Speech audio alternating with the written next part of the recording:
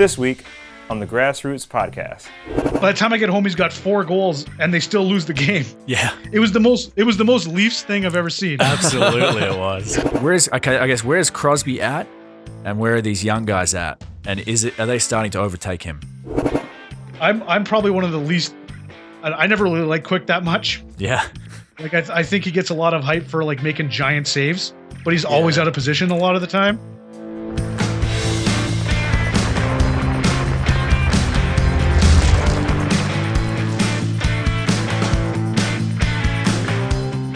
All right, well, welcome to Thought Fox Studio 1, the Fox Den. We're missing Q tonight, so as a co-host, I'm stepping up again and going to add my own little flavor to it. And I'm not going to be nervous like Maddie told me to be. And I'm not, because we have an awesome show for you. We have the NHL, bit of a preview, bit of a sneak peek, even though it's just kicked off recently. And we have first of all, we have Matt Lindsay, one of my good friends. Matt, how you doing? Good, mate. Matt's a Leafs fan, so I don't know how much input he'll have tonight. But we also have lots to say about the Leafs today. We also have one of my friends from Calgary, Alberta, Stew Thibodeau. Did I say it right, Stew? It's Thibodeau, but that's okay. Thibodeau. So Stew is French. No one can say it. Yeah, it's a tough one. But Stew is our hockey insider, and Stew's also not foreign to the podcast from Dems Guys podcast, which you can also find on your iTunes. Which is actually a pretty good listen. Yeah, I've been enjoying it. Listen to a few episodes. Thanks so much, guys. Yeah. I was always wondering who was listening to it in Australia. Well, now you know. I was like, who do I know? It's got a good flavor. And we have 3 cell phones each, so we're really getting your numbers up there. Those are 3 downloads. I'll take them. So thanks for having me on, guys. This was fun. No worries. So a little background on myself and Stu. We met when we were working at Sport Check, which is like the rebel sport of Canada. Mm. Are they in America yet? No, still just Canada. All over Canada. Massive retailer. And man, I must have worked there for about 8 years, I think, at a number of different stores. And I miss it some days.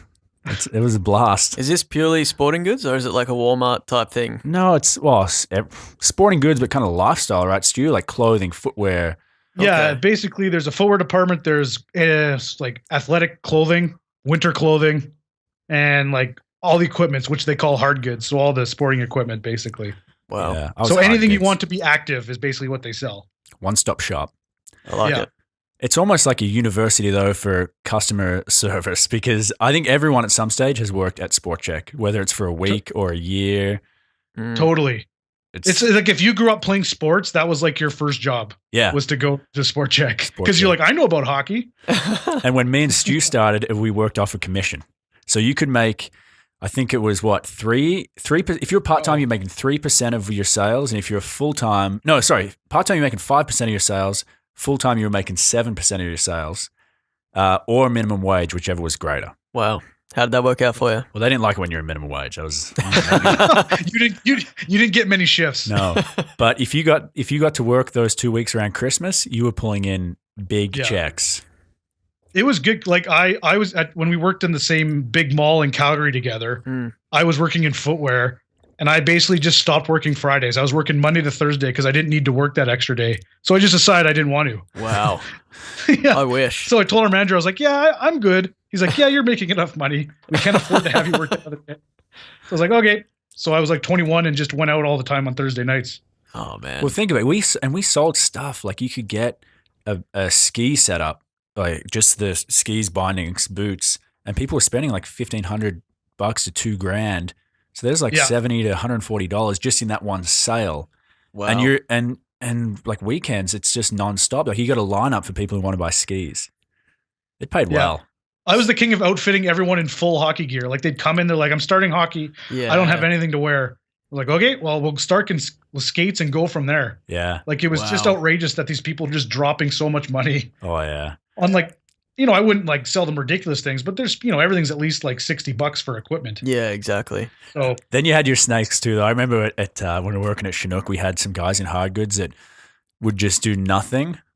And I'm not going to say I wasn't one of those guys at times as well, but they just do nothing. And the best one I seen was a guy picks up the box set of golf clubs that are about $800.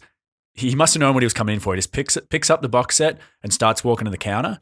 And the buddy is like, oh, I better get my number on that. Yeah. So he's like, hey, can I see the bottom of that box? Oh, yeah, I thought that was happening. The bottom's going to fall out. So he just gets a bit of tape, puts it on the bottom as he's doing it, writes his number on the tag. You have a good day, sir.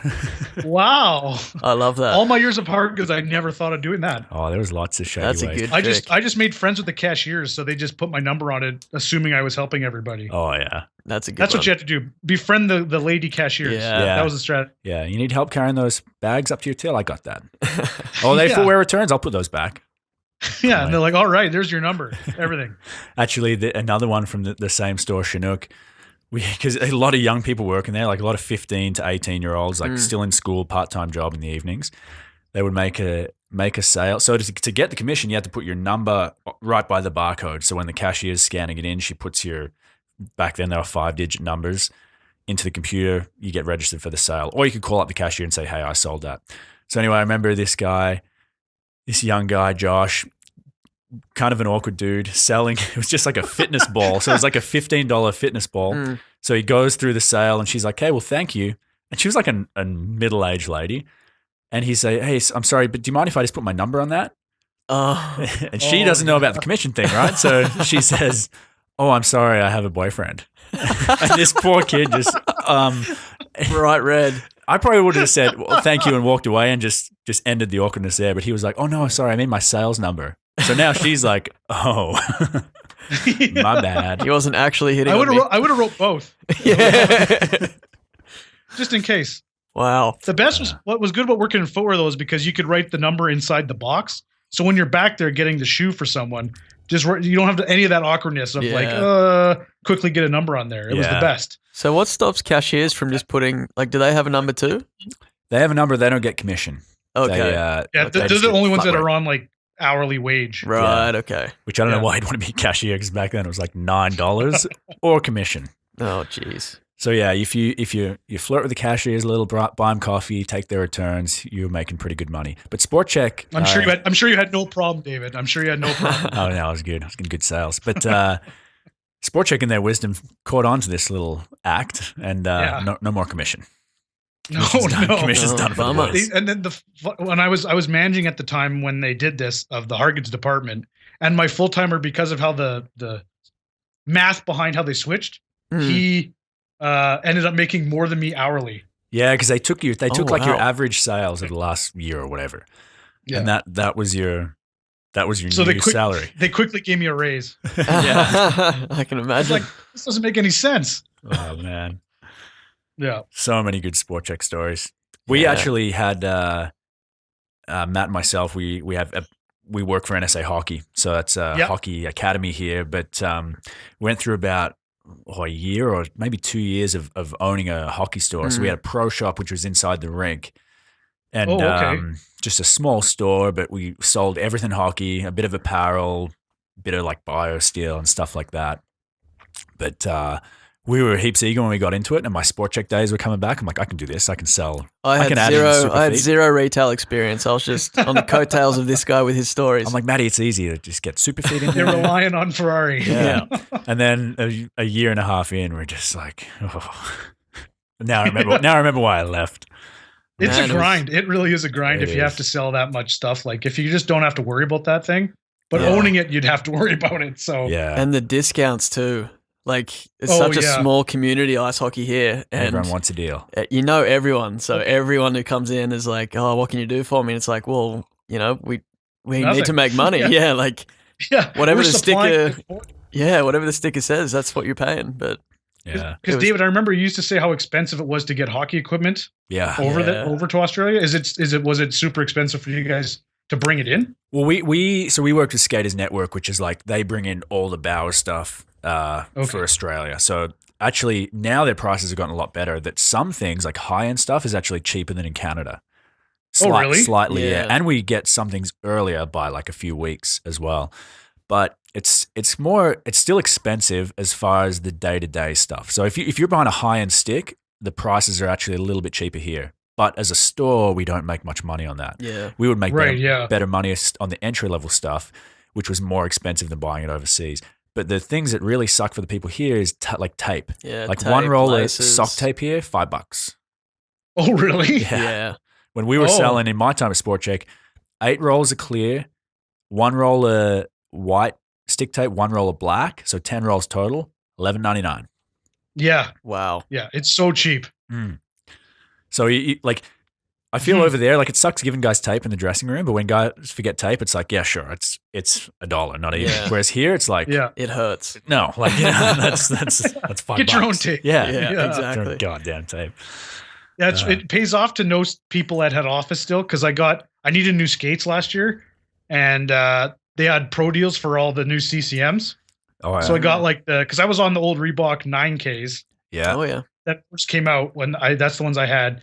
So they're like, I get this pro deal from my friend who was working there, and I'm like, okay, I'm assuming it's gonna be like last year's skates, because it was like brand new skates for $250. So I'm like, okay, well, what skates am I getting? I'll just order them and see what happens. Yeah. I got the new 50Ks before they came out for $250 That's as a pro steal. deal. What's the retail on those? At the time, they were like $800. Wow. They were $799. They showed up at my house. I was like, "Are you kidding me?" That's sick. Pays to know people. And that's the thing. They do look after their employees there. Like the employee discount's sick. You have like the come and try days with all the like the hockey camp, and you try all the brand new stuff. They're always giving you product knowledge stuff, or if you sell so much of this thing, they have like you get free Oakley sunglasses or something. So a lot of perks. But that's why I don't think I can't pay full price for sporting goods anymore. I don't think. No, forever. Footwear is a big one for me, because when I started, because they wanted you in the latest stuff, your first pair of footwear was half price. So like $150 pair of kicks were $75. Yeah. Whereas now I go into Rebel Sport and the prices are even higher, and it's like, I need a new pair of running shoes, $200, and I'm like, no way. Yeah, like I it's know I tough can to get these for $80, justify. $100. Just can't. You got to do it. stock up when you come here. Yeah, gonna hit up We'll people. hook you up. I feel bad being that guy too. Where it's like, hey, how much got left on your discount? You're being our customers. Yeah, that happened a lot. I went $2,400 over my limit one year. And they didn't notice? Eventually, they did. The district manager came in. He's like, "Do you have your discount card on you?" I'm like, "Yeah. Why's that?" He's like, "I'm like, oh, am I over?" And he just nodded his head. And as I handed it over, he's like, "Yeah, $2,400." Oh, wow. Well, that's bad. Because I used to have a friend who had played on my rec hockey team, the Rangers. Yeah. And he was pretty well heeled, and he had a membership at Bearspaw Golf Club. Oh yes. So he had me out golfing there once, which was sick. I was like, yeah, just whatever you need, come in. So he'd come in. I'm like, yeah, take a shop around, thinking he's going to buy like a jacket. One item. Yeah. Yeah. Comes back with a whole family like kitted out. Oh God. And drop, which is good for him. I'd do the same thing, but all of a sudden it's like, there goes your whole discount. You know? But I'd always trade my discount for stuff. Like I did that, he took me golfing. You know what I mean? Or that's fair. Works both ways. Bring a Tim Hortons gift card or something. You figured it out, David. You figured it out, and you wrote it out. I know. I don't know if it'd be allowed back at Sport Check. Was that the only You're place? always allowed back. Was that the only Thanks, place buddy. you worked at when you were there? Until hockey coaching, yeah. Wow. Yeah, okay. just Sport Check. I've had other bad jobs like over here. Yeah. Factories and stuff. I used to close buttons for the army, like their insignia and buttons. That's kind of cool. Like for dress stuff. Well, you're closing 2,000 buttons a day. So you get the plastic backing and put it in the metal front, and then get this big machine, and it was like clunk. That's one. You're just that watching so boring. Yeah. It sucks. Yeah. But yeah. What did you do before Sport Check, Stu? Not much. I was the only job I had before. I worked at the University of Calgary's hockey school. Oh, nice. For 2 summers. So I had to watch after 5 and 6-year-olds, and then 10 and 11-year-olds, basically, and teach them not to take slap shots because they can't do it. Yeah. No cross checks, no slap shots. Yeah. The best part about, they all thought I was so good because I was so much better than them. But really, do you play for the Flames? This is where the dream dies. The dream has died already for me. But I'll take your 11-year-old enthusiasm. Yeah. And bump up the ego a bit. Man, I remember my first job. It was actually for my dad's company, and I was building, the trolleys that like you move fridges and furniture around and things. Furniture trolley, whatever. Yeah. Yeah, and I remember opening this one in its packaging and just the stench that came out of this thing. I couldn't believe it. Straight from China. Yeah, it was from China, and I just had to leave the warehouse. I couldn't believe it. and all these old guys came in. They're like, "Oh, has he pooped his pants or something? Like, what's going on here? It reeks." And flat out, there was this huge dead rat that just rolled out of the packaging, and it went through the whole store. I had to call my dad. I was like, "I don't know what to do. Like, customers are complaining. All this. It was hilarious, but I never worked another day after that. There, I just couldn't do it. It was awful." Brutal. That's all you would smell every time you went in there. Yeah, exactly. Not a great first experience. Well, I remember at Chinook Mall at the Sport Check, when I first started there, I went to go into the back stockroom to get something, and our two shippers, Eric and Brian. And Brian. Yeah. Legends. They're back there. And the worst, best shippers. The worst, best shippers ever. And they've got like these expensive hockey sticks and like $300 golf clubs, and they're just like breaking them over racks and like tennis rackets, and they're just like smashing them. And I'm like, what are you guys doing? They're like, oh, these are the manufacturer defects. we got to write them off. I'm like, what does that mean? It's like, it means we got to destroy them and then throw them in the garbage. That's hilarious. Just like going to town. They're like, you want to go? So I'm like, you get this job? It's like, sure. Just trashing it. That'd be kind of fun. Would do that. They would do that for 2 hours too. Like it would take them forever to do anything. To call out of the store, you had to push like 9 on the phone, and then you get a line out. So the shippers would call the customers and let them know if their return was a warranty or not. So in the morning, they'd have to kind of phone their customers. And so I was at the service shop where another phone was. But you could also, if you didn't push 9, you could just call other phones in the store internally. Yeah. And the service shop one started with it was like 2-5. So Eric, it's 2-5. It's a shipping desk. I'm like, hello, it's Eric. He just hangs up. I'm like, weird. Again, 2-5. I'm like, oh, no, hangs up. So again, 2-5, like 3 times. So we call him back. Like, Eric, do you keep calling me? He's like, yeah, I'm just having a moment. What do you mean? He's like, forget to push 9.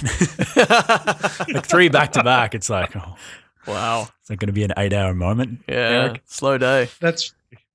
Do you remember, were you there when Jenna was like the cashier? Yeah. Jenna was. So she still cuts my hair. Oh, really? Yeah, so I see her like every 6 months or whatever. And Brian used to come in and see her too. And when he left at his new job, he told her a story about how he accidentally phoned 911 because he had to hit 9 on the post. Oh my God. So all these like cops showed up and stuff to the whatever store he was at, and he just denied it. Like he just didn't say he did it by accident. Yeah. That's I was awesome. like, why would he just fess up to it? Yeah. Oops. That's awesome. No, I remember Jenna. She was awesome. Energy. Yeah. Yeah. She was the best one to write your number on anything. She knew the numbers and was just all about it. Yeah. Nothing went through. No number with her. But anyway, we got to get back on track because we got NHL I guess we to talk we got to about. start talking about why we're here. That's Wow, right. So that's your history, hey? Sports. Yeah. Good. So NHL kicked off. I guess, first of all, Stu, I want to get your take on the coming out party for Austin Matthews. I couldn't believe it. I was still at work when it was going on. The game started. And he scores the first goal. I'm like, okay, that's kind of a cool thing. Like first shot or whatever of the game, he scores a goal. Great, have fun. Now the game will go on. And then he scores the second goal and the third goal. And I'm in a group text with all my friends. I'm like, how is he doing this? Yeah. How does he have a hat trick already in like 21 minutes of game time? And then, of course, Twitter's just blowing up with everyone losing their minds. Yeah. And by the time I get home, he's got 4 goals and they still lose the game. Yeah. It was the most Leafs thing I've ever seen. Absolutely, it was. It was great. I was the same way. I've seen the box score. I'm like, oh, Leafs are, I think they're up 2-1 or something. I'm like, and I was riding with you, who's a Leafs fan. I'm like, Austin Matthews scored the first goal. He was like, sick. And then I scroll through. I'm like, oh, and he got the second. Yeah. And then we're at work. I was content with 2. Yeah. I was content. Yeah. Oh, great. What a game. What a debut. 4. 4, yeah. goals. Thanks for coming out. Man. Yeah. But I guess from what you know about Austin Matthews, like, is he actually on pace for 300 something goals or is this he's not getting 4 every night? No, I think the thing with him is I think that no one really talks about is because, he's a rookie, he's coming in, but he played pro last year against pretty good players in Switzerland. Yeah. Like, I think he's more prepared than a lot of these 18, 19-year-olds that come into the league. So I don't think he's afraid. Like, I don't think he's nervous at all. I mean, I'm sure he was a little nervous putting on a Leafs jersey and stuff, but he just seems to have a lot more poise. Like, I already think he's better than Jack Eichel, who was like a big hype last year. Yeah. And had a pretty good year, but I think Matthews is like, I wouldn't be surprised if he leads that Leafs team in points this year. Yeah. I guess that's something we never really see, right? Because from the draft, everyone, for the most part, the top picks are coming out of major junior. So you're right. They've only played against kids. And when we say kids, like 20 and below. So the oldest guy will be 20 years old. Yeah. So now they go in the NHL and they're against men, which is a big difference. Like, I know the Flames had Matt Tkachuk playing, who same thing, and he looked okay, but you can tell they're just puck battles and things like that. They're not strong, but like you said, Austin Matthews has played. Was it just 1 year pro?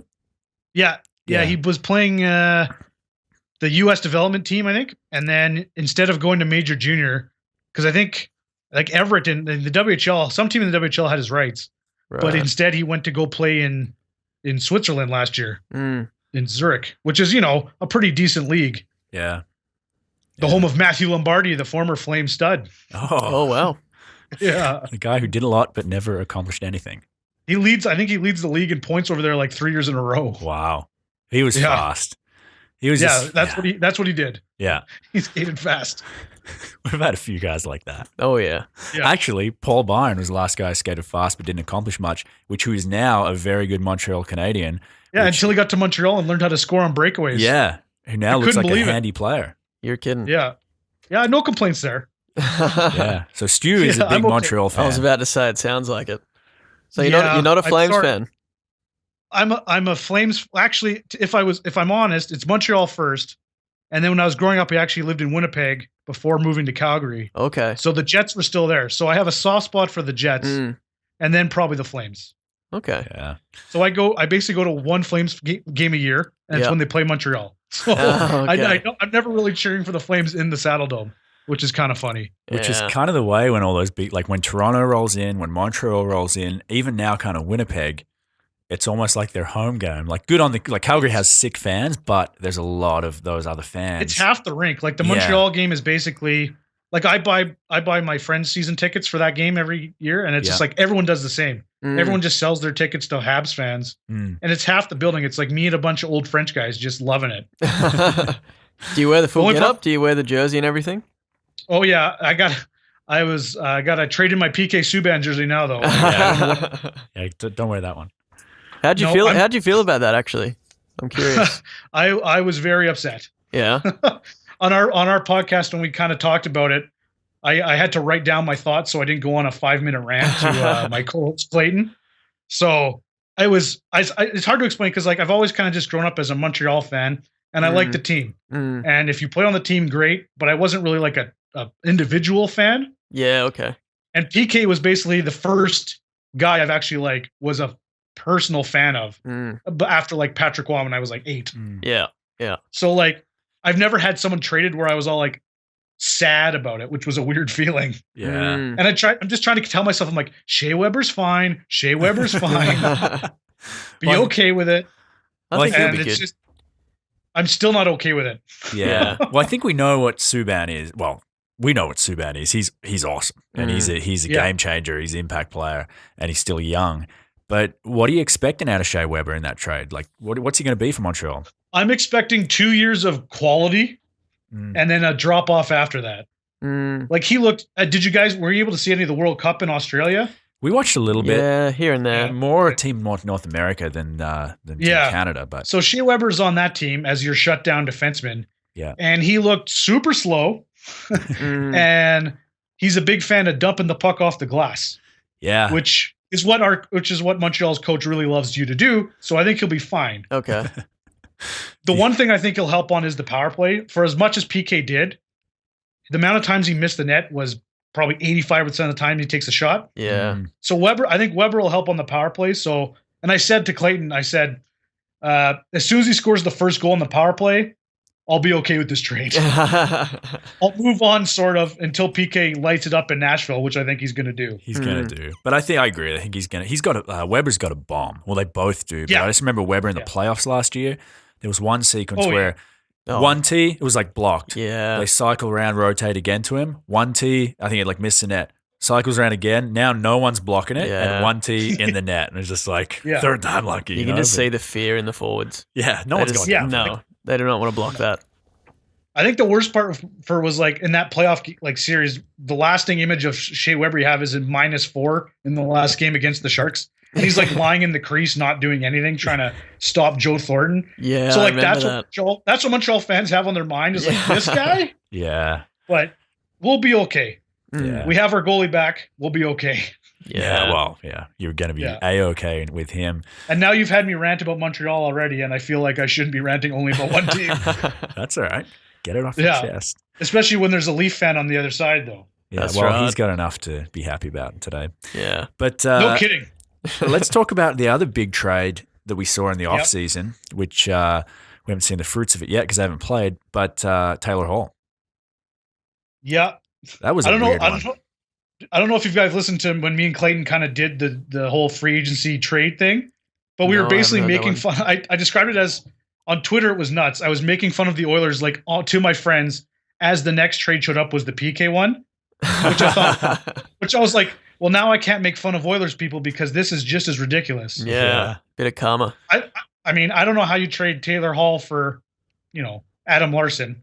He's a fine defenseman, but he's not now he's the number one defenseman in Edmonton. Yeah. And that's not very good. No. I think we can expect a big year out of Hall purely because driven, right? Like to get traded out as a number one pick, he's got to have a huge chip on his shoulder. Well, and he's out of that mess that is Edmonton. Like, yeah. I mean, they scored 7 goals this evening, so obviously they're going to feel pretty good about themselves. But I still think they have a long way to go, and Taylor's probably going to realize that it's not always, he's not going to have to do everything on that New Jersey team. Yeah, they're sneaky good. Like Mike Camilleri, when he's healthy, and as a Habs fan, he is a player.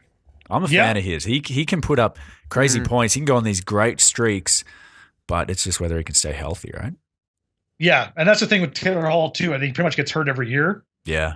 But I mean, if you look at the left wingers in the league, he's at least I would say a top 5 left winger. Yeah, absolutely. And you're trading that for a third defenseman. And then they're like, well, we got Lucic now. That's different. I'm like, okay, great.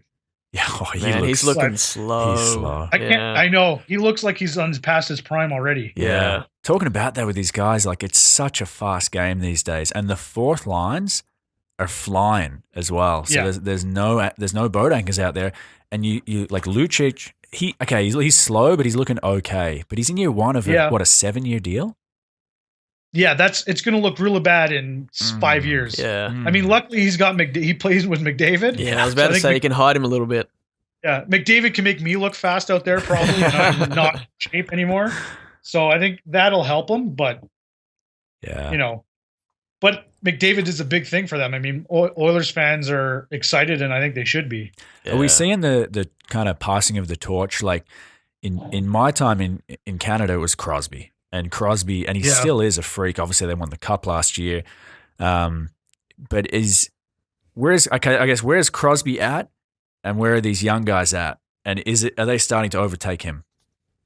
I would say it was Crosby was down until last year. The run they had to the cup, and then World Cup with him winning, and he was probably arguably one of the best players in that tournament.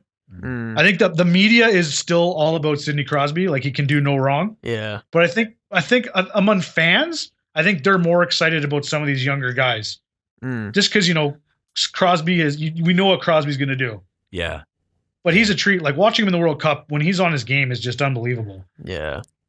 I find he does those details. Like he's so strong on the puck, and he'll just hold it for so long and just take abuse and cut back, and he'll still make highlight reel plays. But they're not as common anymore.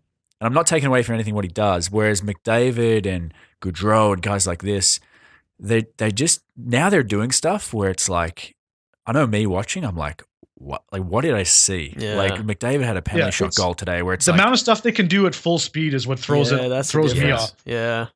Like they can do every deke they want to do at full speed. They can get off any shot they want to get off at full speed. And they're, 21 years old. It's just baffling. Where I think Crosby was the first one to kind of do that. But now, his concussions and his injuries, I think, have piled up where he's playing a much safer game. Yeah. He's still very good, but he's just not as flashy. Yeah. And he's been in the league 10 years? Oh, Was it 2006? No? He would have. His draft was the 05 draft. 05. So, I think you're right. Yeah, and he had a lockout in there, so it'll be his 10th season. That's crazy. Time for some new. Which is nuts. I still picture him as a young kid, though. When he's not, he's like a man now. Yeah. He can barely grow a beard like me. Yeah. He cannot. No. Yeah. So I guess, who are your, I don't know if you have a fantasy team, but who are you predicting to go on a run this year? Who do you think is going to be there? In terms of team or player? Let's talk team. Okay. I'm actually there's two teams I've said that I've wanted to keep an eye on this year. One being the Colorado Avalanche. Okay. Because of the amount of young talent they have on that team. And I feel like as much as my childhood loved Patrick Roy, I think adults hated Patrick Roy as a coach. I don't think he was very good. I don't think he got a lot out of the McKinnons and the Duchesnes and the Landeskog's that I think this new coach could do. Yeah. So I'm interested to see if they make those kind of forwards make a big step with a new system. And then the other team I'm watching is the Coyotes, mainly because of the 27-year-old GM and kind of going all in on analytics, and every move they're making is basically the stat nerds are loving it, and to see if that actually works in hockey, I think is a very interesting test case. Yeah. That is a perfect market. One.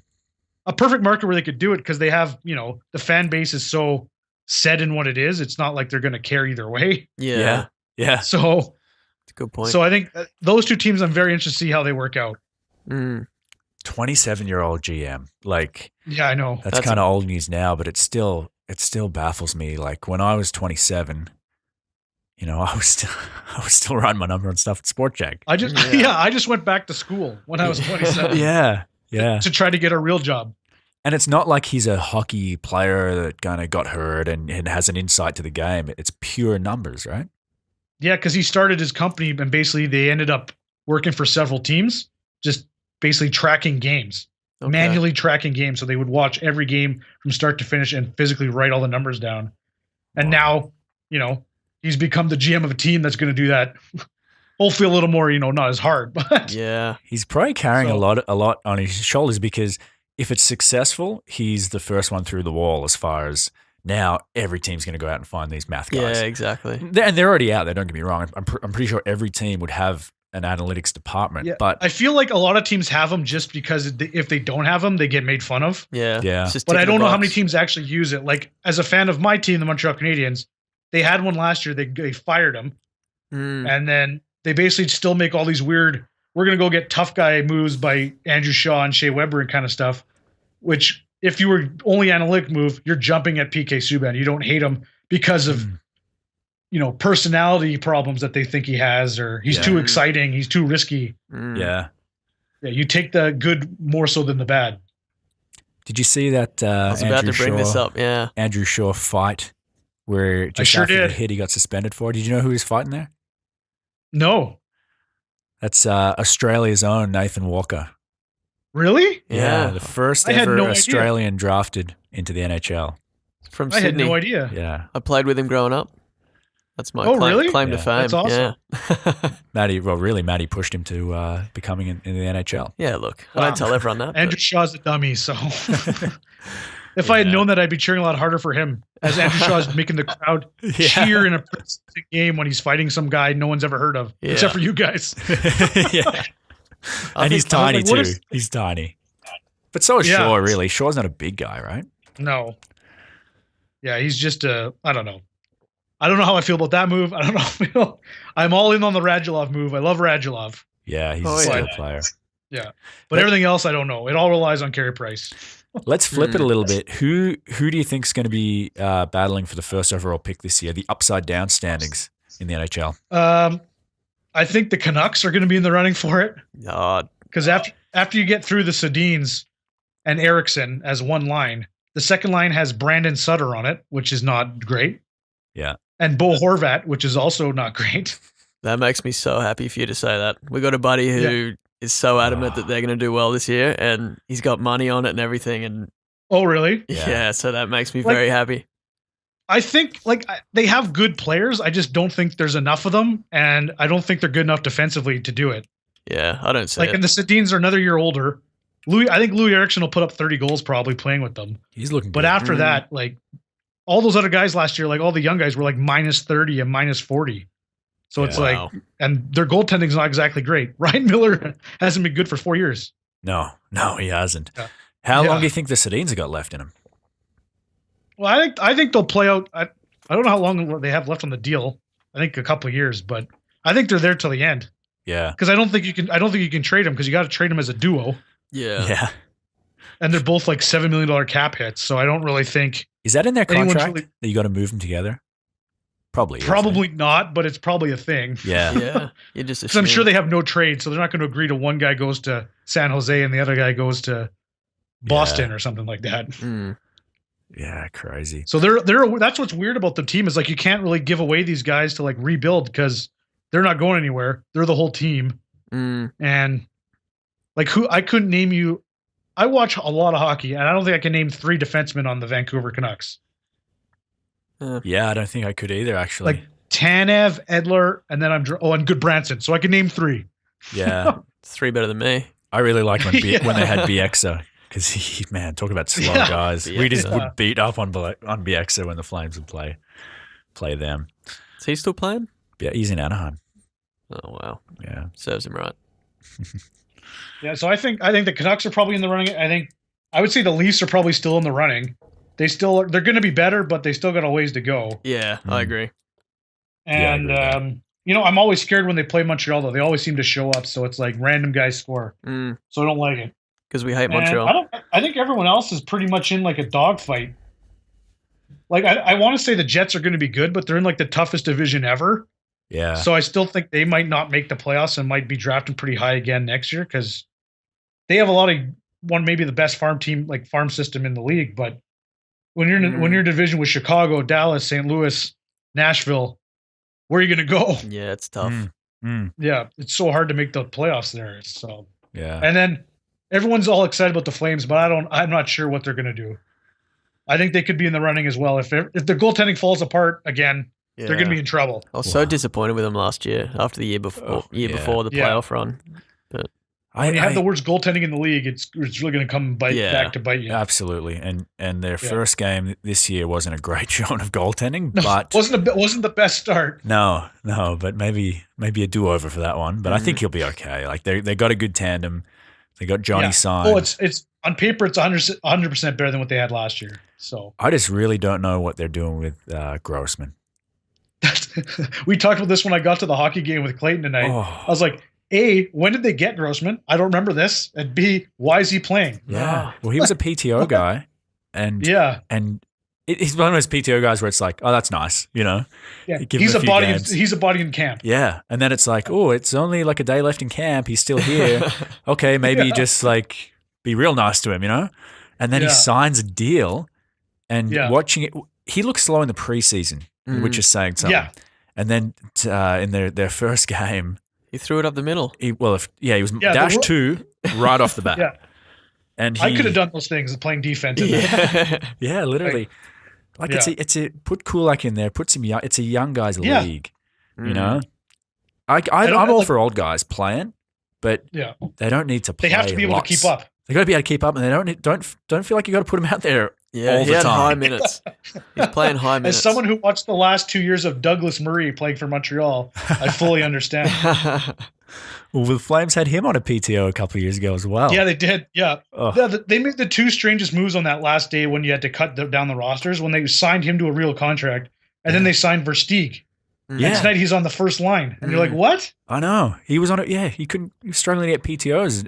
I think wasn't he in Edmonton on a PTO, and then He was in Edmonton, yeah, and then they offered him a deal, and then instead he signed in Calgary because they're probably like, hey, we're going to play with Johnny Gaudreau and Sean Monahan. Okay. Yeah, I'll do it. deal. Yeah. Yeah. Man, what are your thoughts on Vegas? Like that's coming up quick, and I just hear it all the time now because when teams are building their rosters and making deals, it seems like they're acquiring players because you have to kind of make a few of your players available, or a certain amount of your players available for next year for the expansion.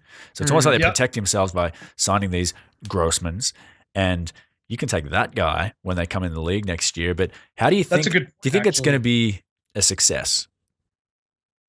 The team in general? Just hockey in Vegas, yeah. That's a good question. I think as the team will probably be the best expansion team on paper that we've seen, just with all the rules, how they set it up. Because I think the league realizes that they need to be competitive if they're going to be in Vegas. Because there's so much other stuff to do there. Yeah. But I don't think they're going to have a hard time attracting players there, because why wouldn't you want to go there? Same reason people go to Phoenix. Yeah. Like, okay, I'll go play there. Who cares? Yeah. But it's going to be interesting. Like, I go to Vegas. We have like a guys trip every year to watch the Super Bowl down there. Oh yeah. And that's like, I think we would all go to a hockey game like the time we're down there if they were playing. Yeah. So it's like they really got to market to like Canadians that are going there. Yeah. And like try to make it so it's like, hey, don't go to this random show. Come to the hockey game. Yeah. Real tourist attraction. So, yeah. I mean, they said they sold all these season tickets because, there's people that live in Vegas, but it's going to be a bit of a hike to get to the Strip all the time to go watch a game. Yeah. Yeah, for sure. I've been to Vegas before, and from Calgary, it's such an easy trip and it's so affordable. Yeah. And it's not like if you're going to Arizona, you've kind of got to know the setup of the city as far as where you're going to get your accommodation. Whereas Vegas, it's built for that. Yeah. Like you don't have to worry about where you're going to stay. It's like like everyone's staying on the Strip, so you can just walk to the stupid rink. Like and you can get rooms so cheap. Yeah, exactly. You can just walk the streets drinking already, so you're ready to go. Yeah. Yeah, so like we're in Phoenix. Like I go to Phoenix probably once a year, and if you didn't know, like Glendale is not close to Scottsdale, where most people hang out. Right. Yeah. So it's like to get to a weekday game in Phoenix Coyotes game is like an hour and a half from Scottsdale in traffic. So I can completely understand why these guys don't want to go to these 7:00 starts on a Wednesday against the Nashville Predators, because who cares? Yeah. Like it's just not worth it out there. So I think you're right in that the stadium being right down on the Strip, I think, is a big thing. Yeah. So how does it work in terms of draft and stuff? Do they just get first round and first pick, and stuff, or how's that working? I think they get the third pick. I think. Okay. Yeah. I don't know if they can move around in that, but I think they can't. I think they're in the lottery, but they can't get higher than third, I think, is what happens. Yeah, I think they can trade up if they want, but I think it is third. It's definitely not first. Right. Actually, I have a question speaking of the draft too. So Austin Matthews went to Toronto. Could he have turned that down? They can not sign, right? Yeah, how does that work? Like the most famous one is Eric Lindros not going to the Nordiques. Yeah. Okay. So he had to miss a whole year. They traded him. Wow. So it's really just like if they want to move you or not. So no matter what, you're under the ownership of that team that gets first pick, though? You can just they have to trade your rights. They own your rights. Right, okay. But they do so much. Yeah, okay. They do so much pre-interviews and stuff now. These days, I'd say they know if you're not wanting to play there, and they'd probably trade you beforehand anyway, or trade down. Right. But I think and I feel like that's not really a thing anymore. No. Every team is kind of run almost exactly the same, where it's not really much of a difference. Yeah. Yeah. I mean, I could see you not wanting to live in Winnipeg in the wintertime, but it's still going there is just as good of an organization as going to, Toronto or something like that. Yeah. Whereas Quebec, until Quebec comes back to the league, and then we'll probably have this problem again. Yeah. Well, we were there. I was there in February at their new rink, and it is nice. I hear it's quite nice. It's so nice. But you know what I found there? Every single person I spoke to and I know he's not a popular guy, but hate Gary Bettman. Oh yeah. Oh really? With a passion. The first cab we got into, oh, you're here for a Pee Wee tournament. Yeah. Nice new rink. Yeah. Well, if, effing Bettman gives us a team back, we're F this, F that for Bettman. And I know he gets booed everywhere he goes, but I think that's why they didn't get a team, because he probably fears going there because he gets shot. I think that's people having not really realizing what happened to that team, though. Yeah. That was purely on the ownership in Quebec and having no money. It's a nice city. Like, I don't know what it'd be like to live there, but as far as destinations. Like you got the old Quebec there, which is beautiful. It's cool. It's very French, but it's a cool place to go to. European looking. More Yes. more French than Montreal. Yes, there's more. There's not really an English part in Quebec City. Where in Montreal, there's like a whole West Island that's like when I lived there, I lived in Beaconsfield, Quebec, Okay. Right. which is like all English people okay. that can speak French, but mainly they speak English. Mm. And as I kept moving further west, my French went away, and I can't do much when I go back there now. That's a shame. I'd love I to just be able to point at speak two things. languages. That'd be Yeah, a I lot of never fun. picked up the French. Mm.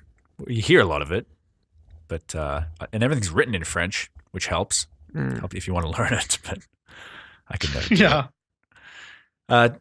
Talks a little bit about Quick. I see he went down today with a lower body. yeah. I injury, they're actually just calling saw that too. I'm probably one of the least. I never really like Quick that much. it. Yeah, Like I think he gets a lot of hype for like making giant saves, but he's always out of position a lot of the time. that's the So thing. he has is- to make those giant saves. Like he's Yeah. very athletic. makes but- himself look good. I don't know if the Kings are that much worse without him. Mm.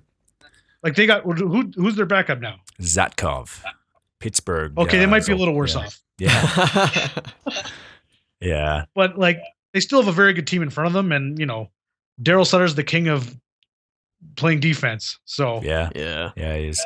It would just suck if they lose losing him for a while, it's gonna hurt. But I just don't think he's that good of a goalie. Mm. Yeah, it must just hurt losing your starting goalie.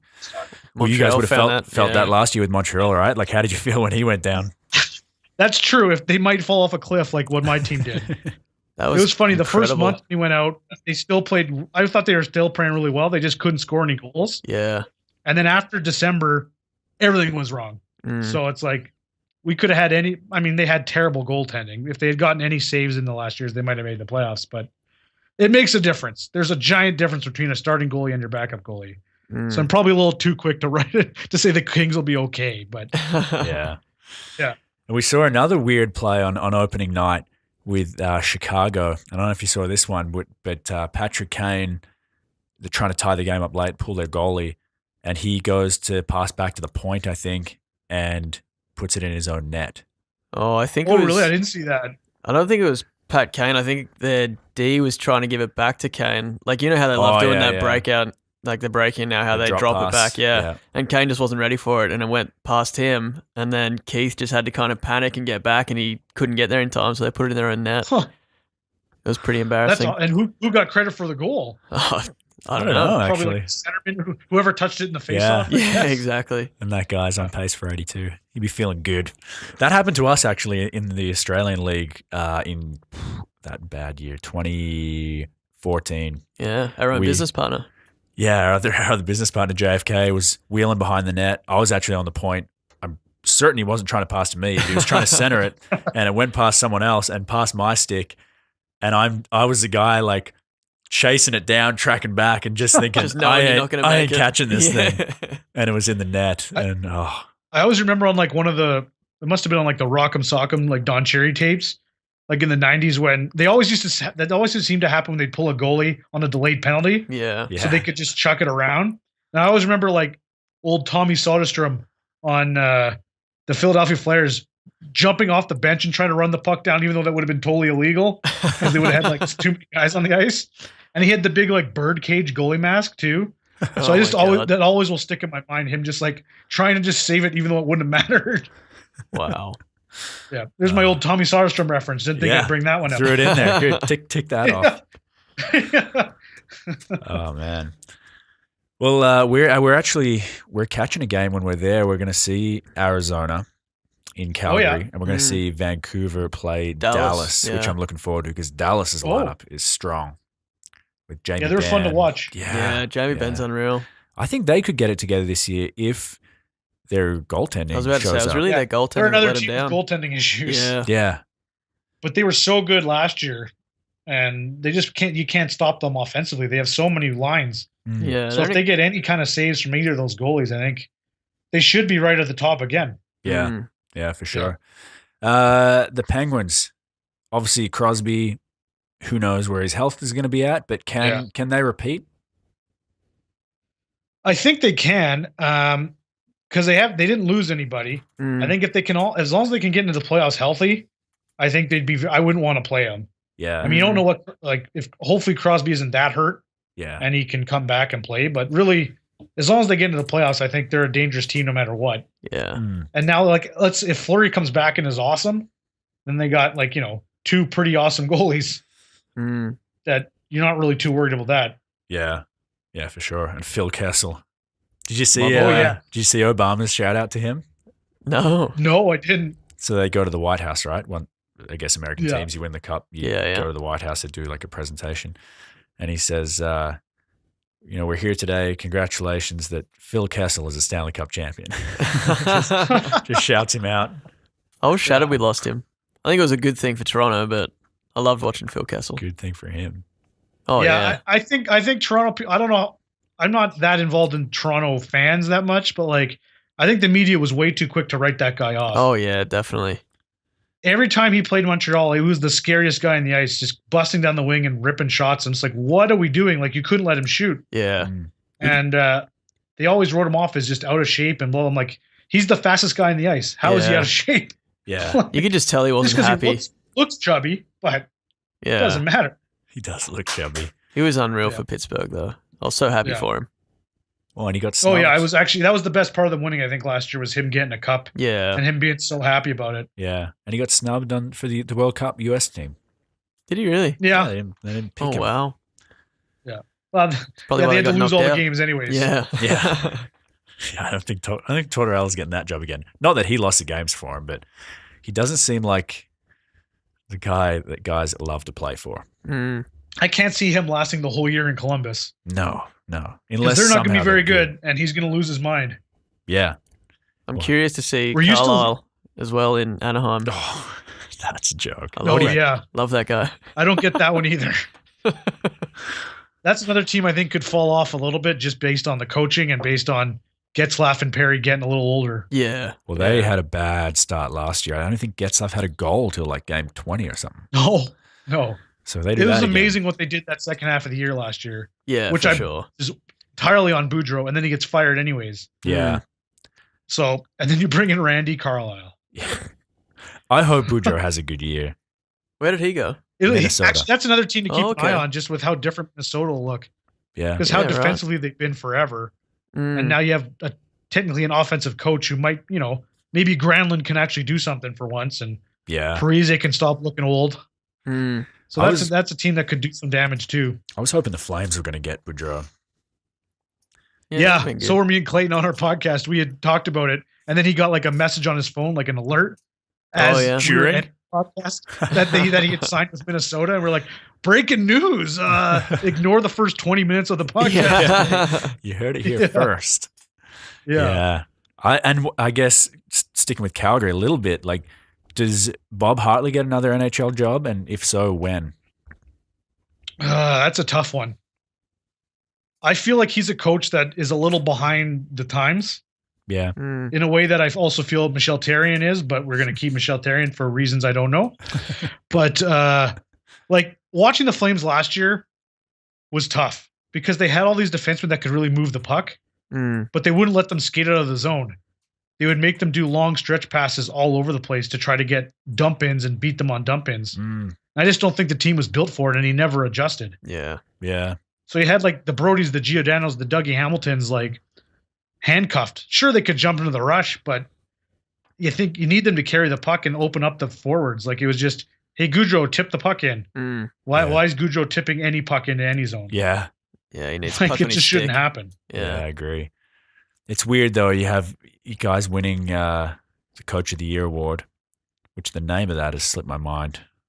I think it's lazy voting. Like they're just like, your team we thought was gonna be bad. They're better than bad. Yeah. You win the award. You win it. But both the like last, there's no thought going into this. Yeah. Patrick Waugh won the Coach of the Year. Yeah, and Oh, he's wow. gone. Then Bob Hartley Yeah. won it. He's gone. Yeah. Who won it last year? Can't remember. I Anyway, don't know. he's going to be gone. Surely. Yeah. I actually don't know. There's a pattern. Whatever. Yeah. Oh, very good. Well, I think that's a good insight to the season. There we go. Yeah, there we go. Job Good done. start. Yeah. But just kicking off, My tip, actually, we're going to do a tip. My tip to win the 2017 Stanley Cup, I'm going to have Pittsburgh repeating, which is boring. But I think Crosby gets healthy, continues to have another great year. I think they find that either Murray or Fleury stands on their head. I think they trade the other one to get a stud, go on another run. Phil is Phil, and they go back to back. So that's my tip. What about you, Matty? Yeah, are you telling people to put money on that? That's the go-to. Yeah, go put money on. D Ferrari guarantee. Go put money on it. Yeah. I really like San Jose, I think. San Jose. Yeah. Old beards. They were exciting to watch last year, and they're looking strong already this year. I'm going to tip them, San Jose. Okay. Stu, so do I have a tip then? Am I making a tip? You make a tip. We got a lot of people. We got a lot of listeners with money in their hand. They're like, Stu's the insider. Yeah. Where I'm going to drop this money. Stu guy knows what he's talking about. Yeah. I'm going to say Tampa's going to finally win another cup. That'd be nice. Ooh. They're always so close. They brought everyone back on ridiculously cheap deals. I don't get how Steve Yzerman keeps doing this. They have their backup goalie might be better than the regular goalie. And I just think, if they all stay healthy, I think they're the team to beat in the East. And I think it's an easier run to get through the East than it is to the West. Yeah, that's a good point. So I'm going to say Tampa. Yeah. And I just learnt from our producer, Mick, that Barry Trotz won the Jack Adams Award last year. There we go. So Look at that. He's on the chopping block this year. Yeah. Can't see him get fired, Trotz, but look out, Capitals fans. Yeah. Play Nathan Walker or you're going to get fired. That's right. So, yeah, keep your eyes out for Nathan Walker this year, Stu. First Australian to get drafted. He's played exhibition games. What team was he on? Capitals. Washington. Right, okay. Get up to date on your Australian hockey trivia. But, Washington Capitals. He didn't make the team. He's back in Hershey. But right. I think he's going to – actually, Barry Trotz said this year that he will play in the NHL. Doesn't know when. But he's now become my favorite Washington Capitals. So there we go. Yeah, there you go. Just turn the fans over. I think he'll do it purely for the history books. Yeah, well, he made it through the second last round of cuts in camp. Yeah, so that's pretty good. He was close. Keeps getting closer. And he had like 20 goals in the American League last year. The first year after tearing his ACL. So. Oh wow, that's pretty good. How old is he? 22, I think. 21. He's in the last year of his entry level. So yeah. Okay. Yeah. Well, good for him. Now I'm all aboard. Yeah. Yeah. Fan. Cool. Well, Stu, thank you very much for joining us. Well, thanks so much for having me. This has been a blast. Awesome. If you like Stu, you can check him out on his podcast called the Dems Guys podcast. Recommend it. Highly recommend it. Very close run up to ours, of course. Stu will tell you the same. Back to back. Back to back, exactly. Right. Yeah. There's 24 hours in a day. Give them all a listen. So, Exactly. Stu, thank you for joining us. We'll talk to you again soon.